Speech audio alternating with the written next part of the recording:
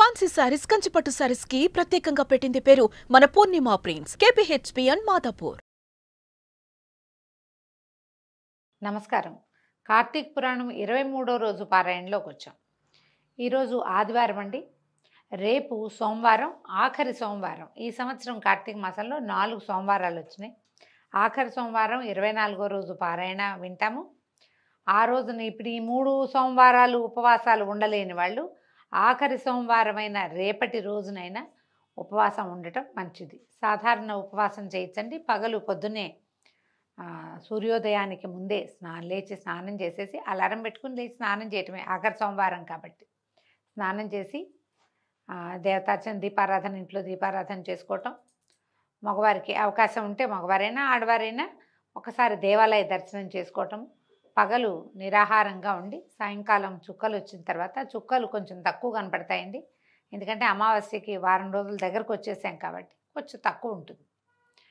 చీకటి పడిన తర్వాత ప్రదోషకాలం అయ్యాక అర్చన అయిన తర్వాత చక్కగా వంట చేసుకుని భోజనం చేయొచ్చు.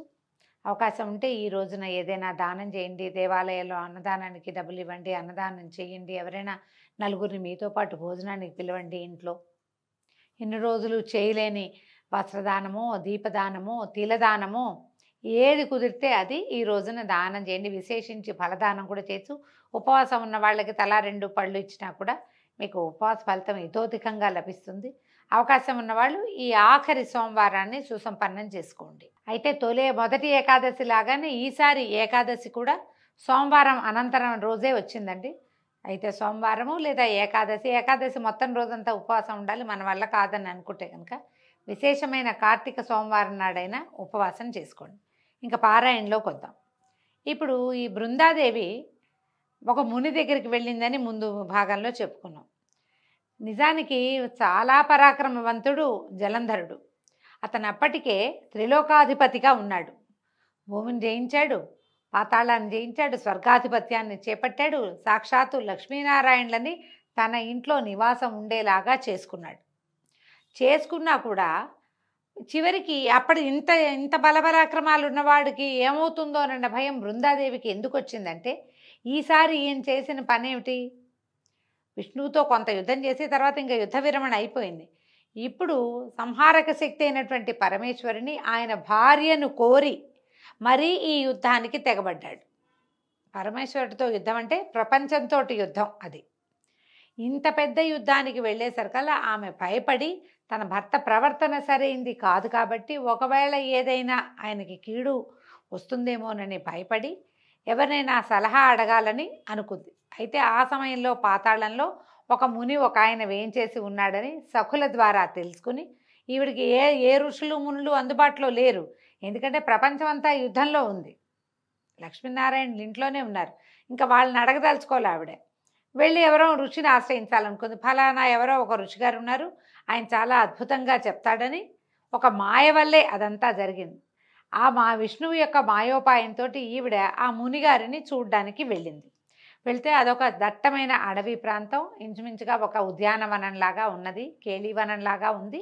అక్కడికి వెళ్ళేసరికి ఆ ఋషి ఒక ఆయన చక్కగా అక్కడ తపస్సు చేసుకుంటూ, మనోహరమైన స్వరూపం కలిగిన ఋషి తపస్సు చేసుకుంటున్నాడు. ఈమె పోయి ఆయన దగ్గరికి వెళ్ళి చెప్పింది, నేను జలంధరుని భార్య అయిన బృందని, కాలనేమి నా తండ్రి, నా భర్త పరమేశ్వరుడితోటి యుద్ధం చేస్తున్నాడు, సమస్త దేవగణాలు, తర్వాత నందీశ్వర, విఘ్నేశ్వర, సుబ్రహ్మణ్యేశ్వర గణాలు కూడా ప్రమథగణాలతో కలిసి నా భర్తతోటి యుద్ధం చేస్తున్నాయి. ఈ యుద్ధంలో ఆయనకి ఏదైనా కీడు పడుతుందేమోనని నాకు ఒక శంకగా, భయంగా ఉంది. ఎప్పుడూ లేనిది కళ్ళు అదురుతున్నాయి, భయం వేస్తుంది, చేతిలో వస్తువులు పడిపోతున్నాయి. ఏదైనా భర్తకి ఆపత్త వస్తుందేమోనని, విపత్తి కలుగుతుందేమోనన్న శంకతోటి నిన్ను ఆశ్రయించాను.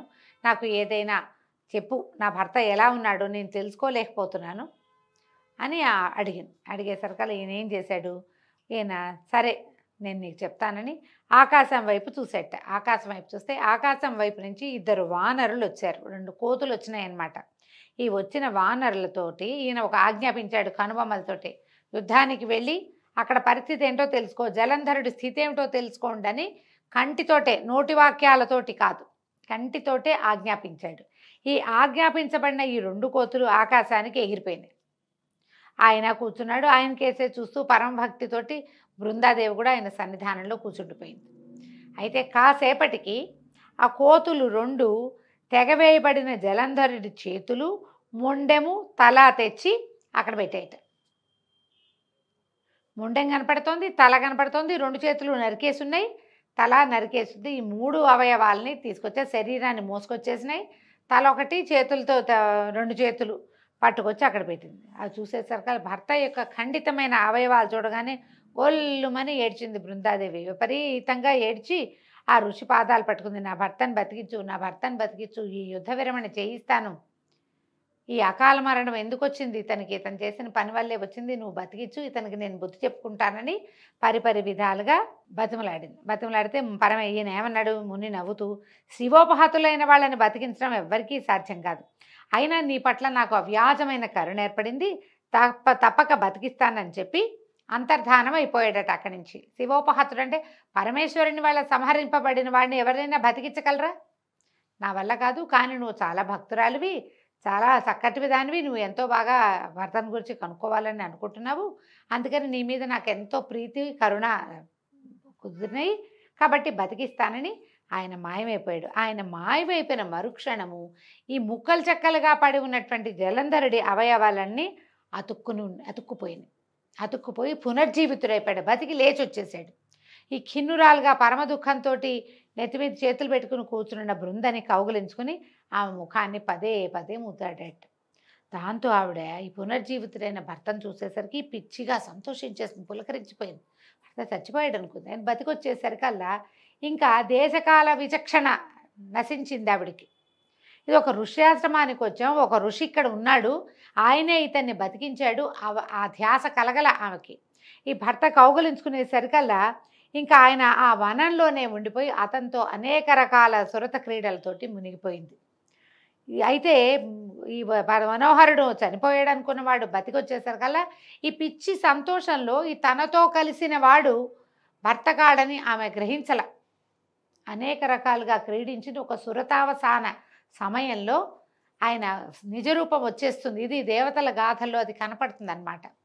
కళ్ళు మూసుకుని ఉన్న ఆమె కళ్ళు తెరిచి తన మీద ఉన్నవాడు, తనతోటి కలిసి ఉన్నవాడు తన భర్త కాదని, శ్రీమన్నారాయణుడని తెలుసుకునేసరికల్లా వెంటనే ఏం చేసింది, ఆమె లేచేసి అతన్ని బయటికి తోసేసి తన భర్త వేషంలో ఉండి తనని నమ్మించి తన పాతివ్రత్యాన్ని మంటగలిపినవాడు ఈ రాక్షసాంతకుడైన హరిగా మాధవుడిగా తెలుసుకుని పెద్దగా కేకలు పెట్టి అరిచి పోట్లాడింది. ఏమంది, ఓ విష్ణుమూర్తి, పరస్త్రీగామివై చరించిన నీ ప్రవర్తన నిందింపబడుగాక, నీ మాయతో పూర్వంగా వచ్చిన వాళ్ళ వానరులిద్దరూ రాక్షసులై జన్మించి నీ చేత నీ భార్యనే హరించెదరుగాక. నువ్వు భార్యావియోగ దుఃఖితుడివై నీ శిష్యుడైన, అప్పటికి ఈయన పక్కన శిష్యుడు ఒకడున్నాడు, ఈ ముని పక్కన ఆదిశేషువే శిష్యుడుగా ఉన్నట్టు అక్కడ, ఆదిశేషునితో సహితుడివై అడవులలో పడి తిరుగుతూ వానర సహాయమే గతి అయిన వాడివి అగుదువుగాక అని శపించేసింది. భీషణంగా అరిచి కేకలు పెట్టింది, తిట్టింది. పరస్త్రీగామివయ్యావు, నువ్వు పరస్త్రీనైనా నాతో చరించావు కాబట్టి నువ్వు భార్యావియోగాన్ని పొందుతావు. ఏ కోతి మొహాలతోటి వచ్చి నన్ను ఇలా వంచారో, నా భర్త శవాన్ని చూపించారో వాళ్ళిద్దరూ రాక్షసులైపోతారు. వాళ్ళిద్దరూ ఎవరు? విష్ణుమూర్తి ఎక్కడికైనా వస్తే ఎవరు వస్తారండి?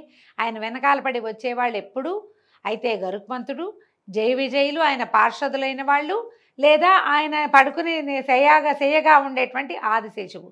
శిష్యుడిగా వచ్చిన ఆదిశేషుడికి శాపం తగిలింది. ఈ వానర ముఖాలతోటి వచ్చిన వాళ్ళిద్దరూ తర్వాత కాలాంతరంలో వాళ్లే రాక్షసులుగా జన్మించారు. జయ విజయులిద్దరే రావణ కుంభకర్ణులుగా జన్మించారని కథనం. నువ్వు చివరికి భార్యా వియోగివయ్యి నీ వెనకాల ఆదిశేషుడే సహాయుడుగా ఉండి కేవలము వానరాలు తప్పిస్తే ఎవ్వరూ సహాయం చేయలేని స్థితిలో పడిపోతావు. నువ్వు వీటిని వాళ్ళని చూపించి నన్ను మోసం చేశావని నానా విధాలుగా ఆయన్ని తిట్టి దుఃఖిస్తూ పరమ దుఃఖంతో ఆవిడేం చేస్తుందట, అగ్నిని కల్పించుకుని అందులోకి పడి బూడిదైపోయింది. ఆయన ఏం చేశాడు, ఈవిడ అరుస్తూ ఉంటే ఆమెను కౌగులించుకుపోయాడట. తనని అభిలషిస్తూ దగ్గరికి వస్తున్నటువంటి హరిని ఆయన నుంచి, శ్రీహరి నుంచి తప్పించుకుని అగ్నిని కల్పించుకొని బూడిదైపోయింది. ఆమె వెంటనే ఇట్లా పెద్ద మంట వచ్చి మంటలో కాలి బూడిదైపోయింది. అయితే ఏమైందట, ఈ తను కల్పించిన మాయలో ఆమెని భ్రమింపచేసిన విష్ణువు ఈ భార్య స్త్రీ సౌఖ్యంలో మైమరిచిపోయి ఉన్నవాడై మాయామోహితుడైపోయాడట. ఇలా జరుగుతుందా? జగన్నాటక సూత్రధారే ఇంత పని ఇలాంటిది జరుగుతుందా అంటే, శివమాయ, విష్ణుమాయ, బ్రహ్మాది మాయల కంటే మహామాయ ఒకటి ఉన్నదని, దానికి మేమెవ్వరము అతీతులము కాము అని మహావిష్ణువే ఒక కథనంలో చెప్పినట్టుగా మనకి కనపడుతుంది. శివపురాణంలో కనిపిస్తుంది ఈ కథనం. మావి చిన్న మాయలు, వీటిని మించిన పెనుమాయ ఇంకొకటి ఉన్నదని చెప్తాడు ఆయన. విష్ణుమాయ కంటే అతీతమైనటువంటి పరమేశ్వరి మాయకి లోబడిపోయి ఆయన విపరీతంగా దుఃఖాన్ని పొందాడట. ఈ తాను కోరుకుంటున్న స్త్రీ బూడిదైపోయేసరికల్లా ఆ బూడిదని, ఆ చితాభస్మాన్ని ఒంటికి పూసుకుని ఆమె కోసమే దుఃఖించడం మొదలుపెట్టాడు. తానెవరన్నది ఒక్క క్షణం పాటు మర్చిపోయాడట మహావిష్ణువు కూడా.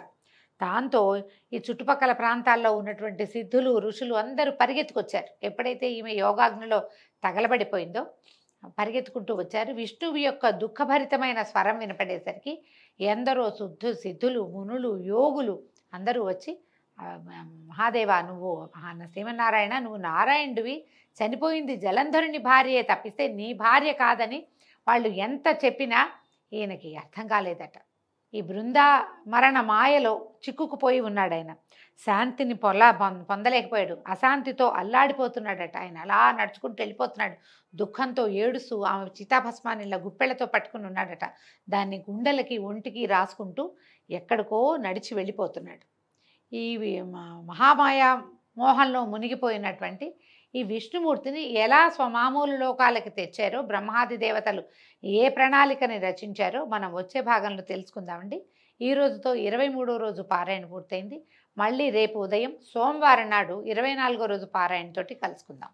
నమస్కారం.